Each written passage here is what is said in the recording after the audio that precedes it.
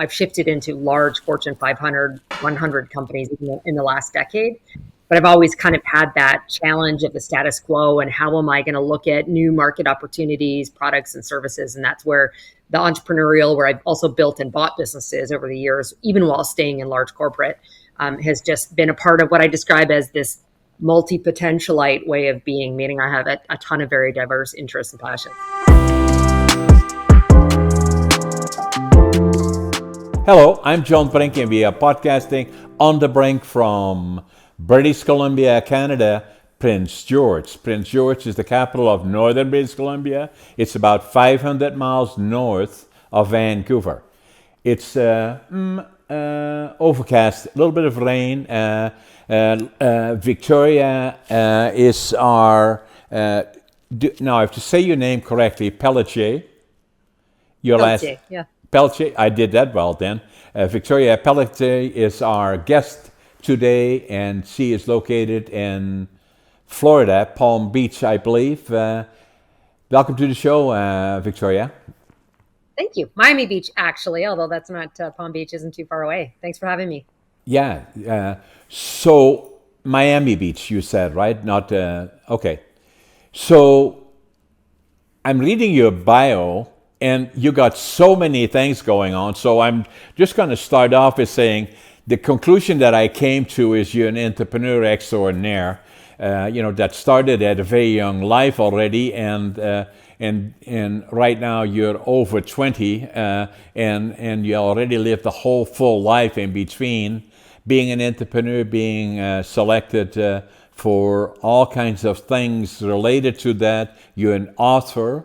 Well recognized. You are a public speaker, and you're a CFO, and has been a president. And the other thing that I found interesting about you is that you are known for Mentor of the Year by a number of organizations. And so tell us a little bit about your background. Where are you from, Florida originally, and how did you get to where you are today? Sure, happy to, John. So I'm a very proud Canadian who resides in the United States. I am born in Ontario, but went to school out in Calgary and then got relocated back to Toronto. And so I've been Toronto and New York most of my career until I, like many thousands of New Yorkers, moved down to Florida during the pandemic. And my career, really interesting in that the path that I've been on the last 20 years is not what I planned as a child or thought I was, and planned and studied in school. My goal was to be a lawyer. But while I was in university, I went to the University of Calgary. I worked for one of the large Canadian banks running their contact center, and I got promoted to leadership roles. And I just kept thinking, well, maybe, next year I'll look at law school. And then at age 24, I was recruited out to be the COO of a large outsourcing organization with large banking clients in contact center, and have continued on that journey as both a C-suite executive for large companies and an entrepreneur.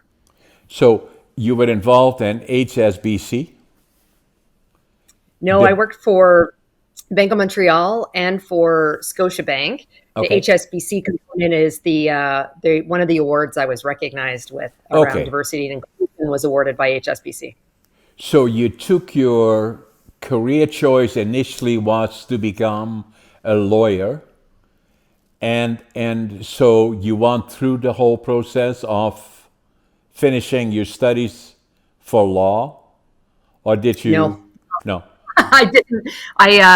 Like many schools, you have to have an undergraduate degree before going to law school. Correct. And so I took social sciences. I studied psychology in some pre-law courses, and I took even Latin because I was planning on how much that would help me from a legal perspective.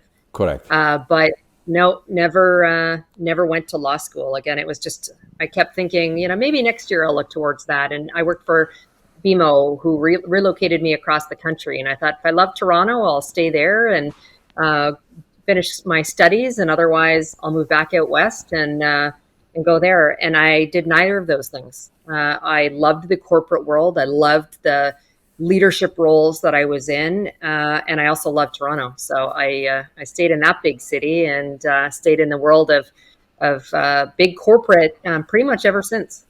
So did your I'm trying to figure out what triggered her to the corporate entrepreneurial side because a lot of people like to get exposure to it, but was it BMO and your path through BMO, Scotiabank, and the banking side that brought you into corporate finance, maybe, and subsequent exposure? I I got recruited out, as I said, I was only 24, so quite young. I was a new mother. It was a fairly big stretch role for me to go be the chief operating officer for a large BPO, business process outsourcing organization. And they recruited me because I'd been running large call centers for, at that point, both BMO and Scotiabank. And a big part of their organization, the outsourcing organization, was call centers. So I think 20 years ago, about labor arbitrage, outsourcing, sales and technology support, customer service, which still exists today. And so I got recruited into that, and it was a not only a stretch role for me, but I was learning tremendously. All functions of the organization, except for finance, actually reported to me, and I attribute that role. It was incredibly difficult, but I learned how to run a business. People outsource to save money, and so the margins can be quite narrow. And so you have to be very effective at managing performance and understanding success metrics and long-term client relationships. And so very, very difficult for me. But again, it set me up, I think, from a career standpoint going forward to lead in the B2B professional services world, which I've pretty much remained ever since that role. And the entrepreneurial spirit came from that was initially a private organization. I've shifted into large Fortune 500, 100 companies in the last decade. But I've always kind of had that challenge of the status quo and how am I going to look at new market opportunities, products and services. And that's where the entrepreneurial, where I've also built and bought businesses over the years, even while staying in large corporate, has just been a part of what I describe as this multi-potentialite way of being, meaning I have a ton of very diverse interests and passions. Amazingly. Which is obviously the key to your success because the challenge for a lot of people is that aspire or that have ambitions in those directions to get the exposure at a fairly young age is critical, right? So that they lay that foundation that helps them recognizing directions and opportunities and so the other thing that I found very interesting about you an author. So tell us a little bit about that. I am. So I have one co-authored book that hit number one bestseller status when it came out called Unstoppable. And when I was approached by the publishers to contribute a chapter to that book, I knew it was kismet, if you say, and that unstoppable is my sort of personal mantra and life's philosophy. And so the title of the book completely aligned with that. It's one of the keynote titles as well that I deliver. And I'm now in process of writing two other books, one around personal branding, which I spent a lot of time coaching and mentoring and speaking on. And the other is around leadership. I've been maniacally focused, if you will, on a very different kind of leadership than my generation and beyond are very used to. So much more now of what I refer to as this kind of whole human way of leading and creating a really great culture that we all want to work and thrive in. What does all the energy come from, Victoria? I don't know. My husband jokes that I don't even sleep. I think I start my day 6 days a week. I work out in the gym. So I actually find that gives me great energy to start my day. I usually listen to podcasts and or music that just gets my brain going. I'm thinking about the prior day, the next day activities. And I also have this saying that where there's conviction, there's capacity. So for me, I choose to do things that I have great conviction for. I don't do things that I don't have great joy, that don't deliver joy personally or professionally to me. And so that's how I have energy to do all of the various things that I do. So you're very active in podcasting, are you? I am. I am. I've been in the media for a really long time. In fact, when I was in Canada, I was regularly on CBC, the national news station, on their weekend business panel. I've done hundreds and hundreds of appearances for on television and radio, and podcasting is one other channel. I attribute a significant part of my career success to having developed a very strong brand, not only for the work that I do, but I believe, a strong brand is also about who you are as a human. What's your story?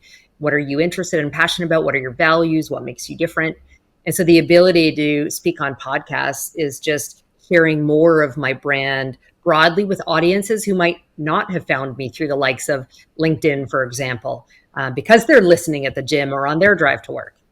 So Victoria Pelletier is the brand. Very much so. Very much so. So what attracted you to my podcast? I think the audience is one, that I look to speak to hear more of my story, more of my failures and lessons. And I also like kind of much more of a conversational approach where it's not completely scripted. I'm comfortable navigating wherever you're going to take me. Yeah, and that's what I like. So you already know something about me. I'm just going to share a little bit with you. I'm an author as well. I wrote a book. Let me give you a couple of things. I was born in 1940. I'm going to be 83 in November the 1st, actually. Spent my early years I was born in northern Holland, northeastern Holland, in 1940, just before the war started. Or the war started, just after the war started. The war started in Holland was invaded by the German armies in April of 1940, and I was born November the 1st. We had a small family. My mother had 3 kids. I was born November the 1st. My brother was 2 years older than me. My sister 1 year older. And my dad was drafted into the Dutch Air Force, or the Dutch Army, on April of 1940. The last time they saw him or heard about him, he was caught in the bombing of Rotterdam. And for 5 years, they didn't know if he was dead or alive. So my mom was trying to survive his 3 young kids during the war, so which was not easy. Amazingly, as you well know, you have how many children do you have? 2, 2. How old are they? 23 and 19. Oh yeah, okay. So then, but you know well that even the forming years, in my opinion, are the initial 5 years. It's always been amazing to me how much I remember of the times of the war, especially the liberation, when we saw far too much, and obviously the anxiety, from my mother, and things that happened around us affected me in terms of the inner child. I got counseling for that when I was over 50, actually. And, the fear of losing the one parent. And then the other one was PTSD, always stayed with me.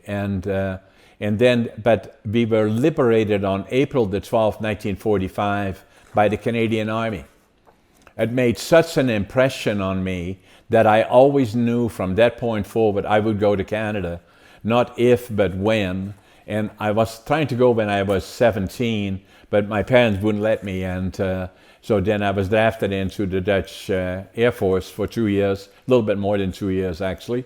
And then after that, I worked in the forest industry, lumber site, and for a couple of years. And then I went to Canada when I was 24. And I wanted to build a lumber mill in Canada. And as you already know from your Canadian background, most of the timber is in British Columbia. And I knew I wanted to go to British Columbia. So I arrived here in July of 1965 in Vancouver. Now, the other thing that I have to tell you is my academic background was not a success story. I failed grade 3 and I failed grade 7 3 times. And then they said, what are we going to do with this guy? You know, do we send him to the mentally challenged school or should we get him a job and a career? Fortunately, my parents were beautiful people, obviously, and very caring. And so they got me a job in a furniture factory at 14. And then in the evenings, I would become a furniture maker. So lumber to me was always very important in my life. And so, but I always was troubled by the fact that in Holland, it is that at some point we hope to get a family, get married, buy a house, have a good career. But the challenge in Holland usually is that as you apply for a job, then saying, okay, where are your diplomas? Well, I have no diplomas. So, and then at 14, I was already a laborer. I'm proud of that now. But then, you know, especially young people that I used to go to school with that went on to college and university, were no longer part of my circle of friends, or didn't fit in that group. And kids can be very hard on each other sometimes. But I always believe I had the ability to be as good as others in terms of building career. So I wanted to start over new with nothing. So I left Amsterdam in July of 1965 with $150, one suitcase, 3 books, and 2 sets of clothes. And with the idea of building a lumber mill, my dream was to go to Canada, the second dream to go build my own lumber mill. So that's what I did. So as I arrived here, fortunately, went to the immigration office in Vancouver. Fortunately, there was a German fellow there. I could speak some German. I told him what I wanted to do. He said, Prince George, go to Prince George. That's where they're building the lumber mills. That's where the timber is. That's where the opportunities are. So I went on the bus, 12 hours, to Prince George, came off the bus about 2 blocks away from where we are sitting here today. And as I came off the bus with my suitcase, 3 books, 2 sets of clothes, I still had, my employees did this for me actually, I had in my pocket exactly $25.47. But what served me well is that, and I put this under it, attitude. Every day to me is a challenge. I have a positive attitude. I avoid negative attitude. The glass always is half full to me, not the other way. I had the passion, the dream of building a lumber mill, of whatever I did, I create the passion for it, and I had also work ethic. I work harder than anybody else. That's what I usually say. And so I started with 2547, started as cleanup man, and then all the other things. Then now nearly 60 years later, I have a number of businesses, and it's not a hurrah story here, but that even during the time that I started initially my lumber mill with 3 employees and myself, from virtually nothing, I built a company. We have a successful lumber company now, among many other companies.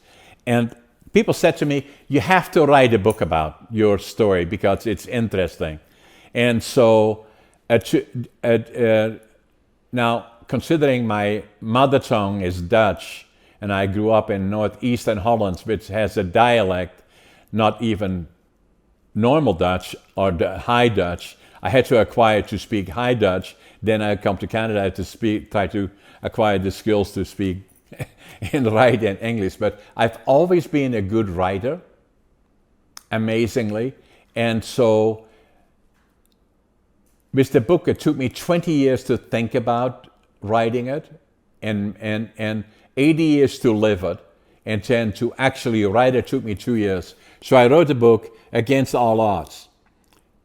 And it's not about hurrah, hurrah, John, how successful he is, but in spite of it all, going through all the ups and downs, from all the bottom to the top and going through it, I felt I had to share that with others. And I did that. And in the book, we will send you a copy of the book, and I will sign it for you. Now, as you well know, as an author, I cannot write an autobiography and it has to be right, the first one. I cannot write it and say, I don't like it, I'll do another one. No, you got one crack at it, better be right. And so it has been very, very successful. I will sign it for you, I will send it to you. And then and it's about giving encouragements to those that feel they are just not good enough, or because of this, that, or the other thing, they cannot be successful. This one is in spite of it all. That it is attitude, passion, work ethic, but follows will be success. The other part that may be coming as a bit of a shock to you is that in 1997, when I was here already for nearly 30 years, I walked into a store here and I opened a book, and the title of the book was Driven to Distraction. And the book was about ADHD. And I said, oh my God, that's me.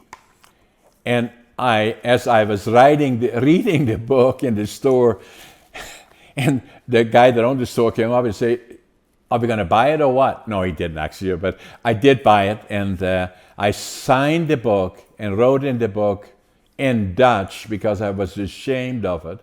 Now finally I know who I am. Mm.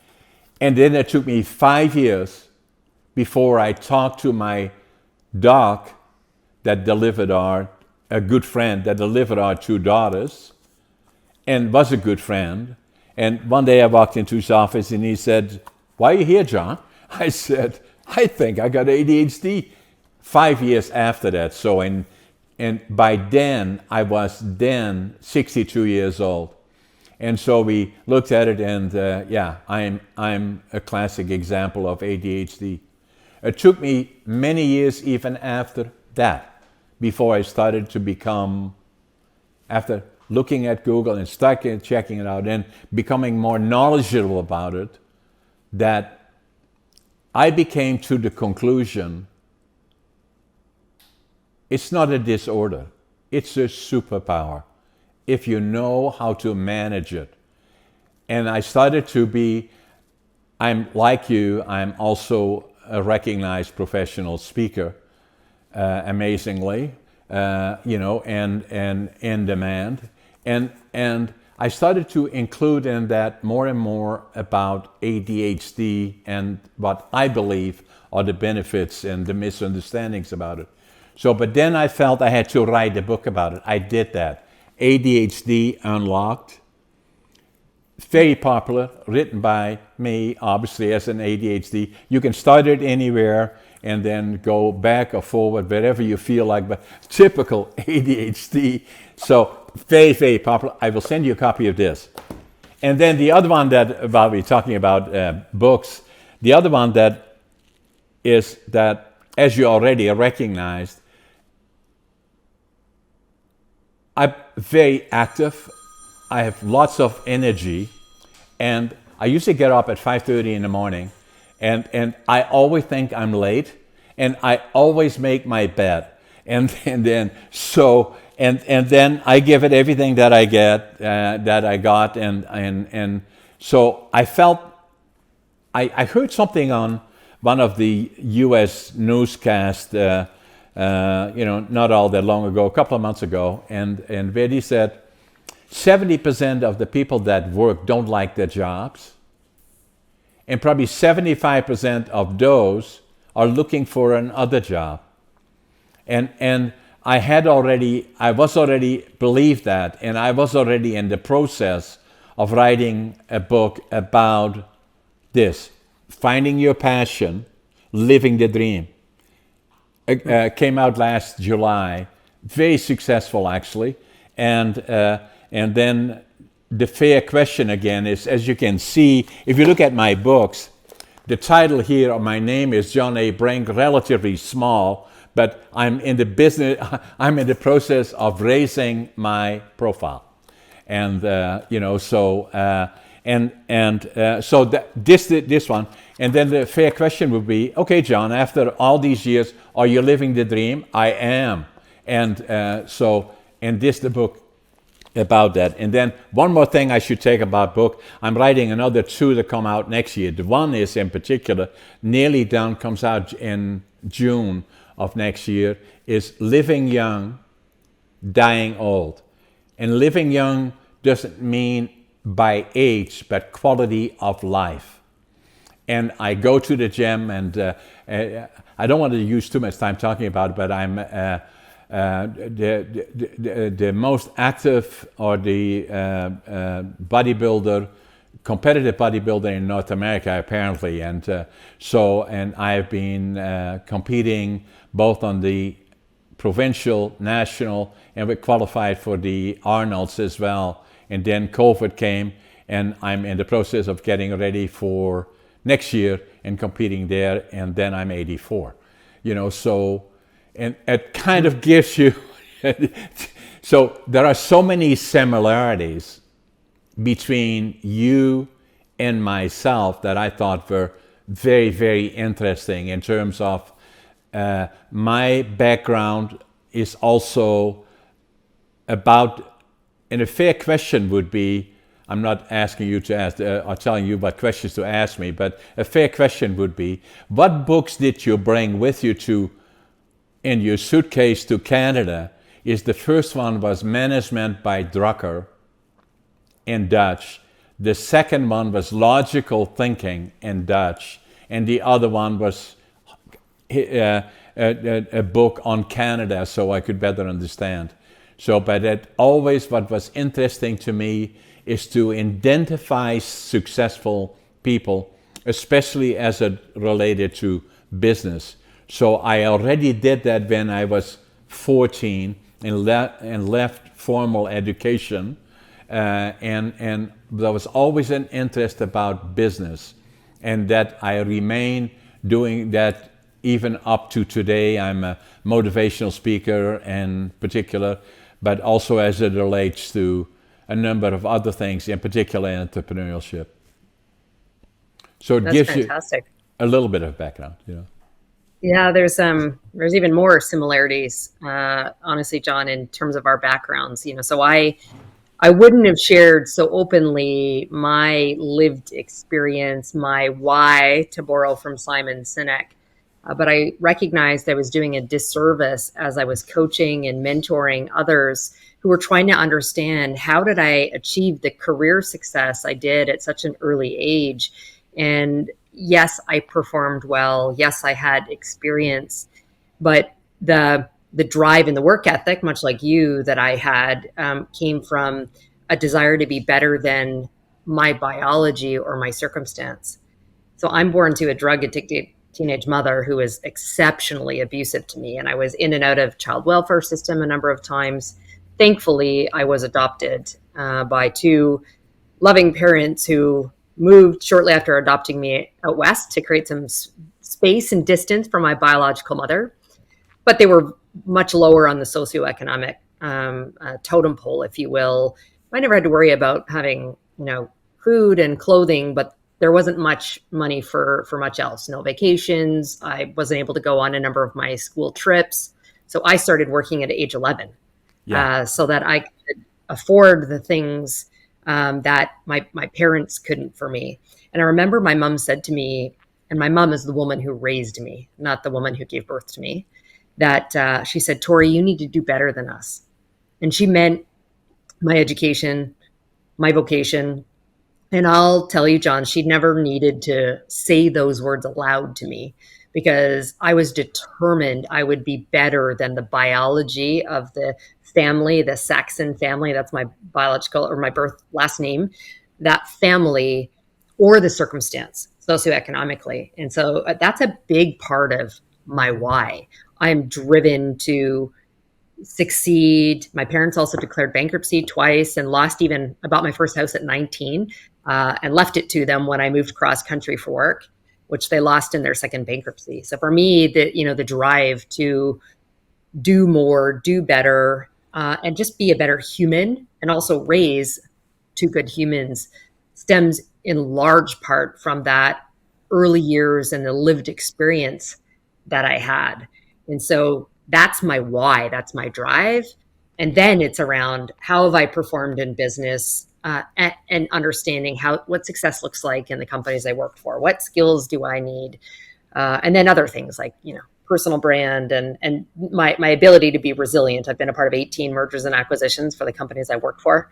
A big part of that comes with the need to be incredibly resilient, working through restructure and reorg. So I hear a lot of your story, and it resonates, very deeply with my own. And interestingly, I've thought about writing a biography. A lot of people have suggested that to me, but I feel I'm not quite there yet. I feel like I need to have lived a little bit more before I write that full length book. I'll talk openly about it on public stages and in podcasts and shared stories, but the book hasn't come out yet. To your point, you only have one shot at that one. Well, don't wait too long because people need that encouragement. Agreed. Agreed. So I found that with both books, not for the money of the books, I'm not worried about that, but to tell the story to me is important. And with this one, I have the obligation to talk about it. Too often I hear that that people say ADHD is a disorder. I say no, it isn't. I will not accept that. But drives me is that and probably the one gift that I have is that ADHD for sure, no question about that. The energy, the never give up, staying the course, motivated by again reasons that are in my background, the war years, then being hard on myself as feeling I was a failure, that I failed grade 3, grade 7, and so and which is not the case, obviously, but it took me many, many years until I knew I had the ability. And probably one of the advantages that I have over a lot of other peers in different, I've been an industry leader in many, many areas, and is that I believe I'm a very strong strategic thinker in terms of not so much as today, but where things are tomorrow and beyond.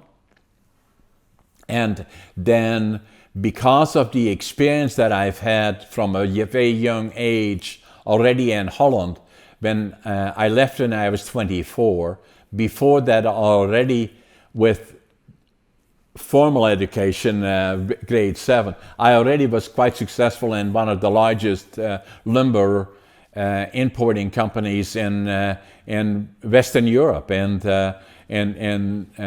somehow those qualities already came out then. But then I did not feel personally that I had the ability to succeed. I had to show that I could, and in order to do that, I had to start over new with nothing, virtually nothing. And obviously I did that, but it took me too long. No, the other part I should quickly add to it, I intend to live until I'm 120. So I still got time. I go to the gym and I do all the other things. I have lots and lots of activity, and the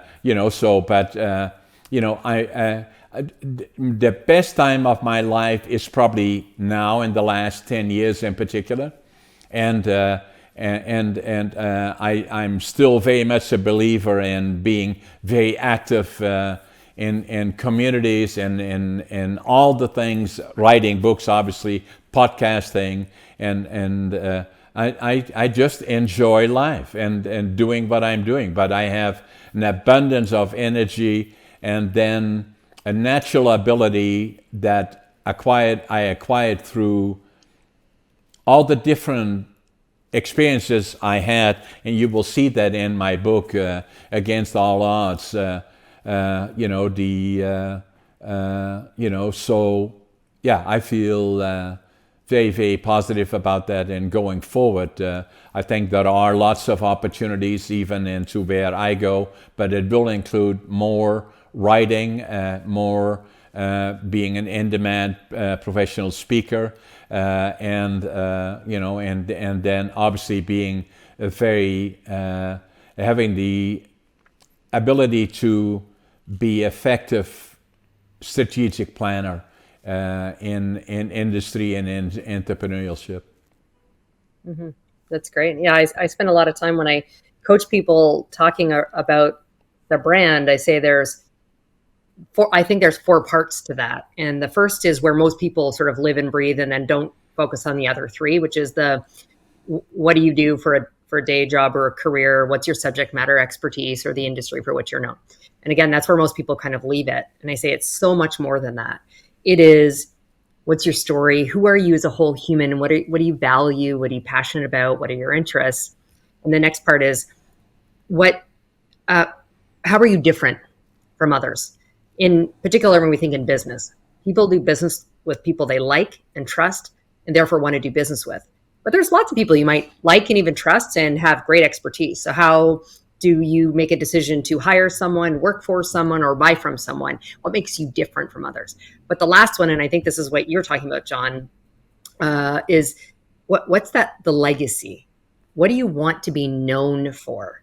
So although I've been incredibly successful in business and driven amazing results for the companies I worked for, on my proverbial tombstone, because I'll donate my body to science, so there won't be an actual one. It's not going to talk about the sales or revenue and the gross profit that I've driven for the companies that I work for. It's going to be about how I've touched and made the lives better for the people that I've engaged with, whether it's one person at a time, the workforces I've been fortunate to lead and work in, the community I live in, and ideally the world at large. You and me, both. Yeah. That's the reason we're here today. Exactly. So that being said, relative to me, you still well into obviously you build the base, you have the recognition by your peers, which is another very important part about being recognized, not so much hoorah, hoorah for the money and all the other.